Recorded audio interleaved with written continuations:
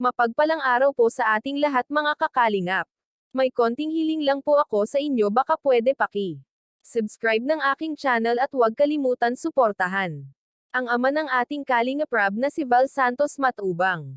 At ang tatalakayin naman natin ngayon ay ang patungkol sa bahay ni Dara na malapit na pala itong matapos at may nagbabalik sino ito at biglang lumitaw ngayong malapit nang matapos ang bahay ni Dara ito na kaya ang atin niya wow bilis ng ating mga trabahador Mga kakalingap 3 araw lang na hindi nakabisita.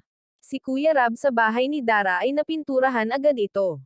At natapos na ang pag-tiles sa loob ng bahay at sa kwarto nito at ang ganda nga at ang laki. Dara excited na bago niyang bahay mayat maya na lamang nagwawalis ito at makikita nga natin na walang trabahador pag punta nila Kuya Rab dahil araw ng linggo at ngayon lang po ito nangyari na walang nagtrabaho sa kadahilanang umuwi ang mga trabahador dahil magbabutuhan sa kanilang barangay at syempre tayo din naman na mga manunood ay ganun din sa mga sponsor nga po pala nila.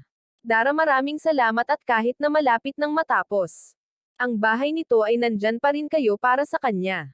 Di nyo pa rin siya iniiwan, patuloy pa rin kayong sumusuporta sa kanya lalo na sa mga nagbibigay ng pera sa kanya.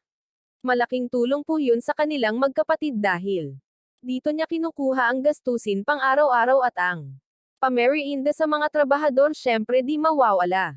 Yun sabi pa nga ni Kuya Rab baka daw nagsasawa na ang mga trabahador ni Dara sa tinapay na binibigay nito kaya malaking pasasalamat ng ating mga manunood.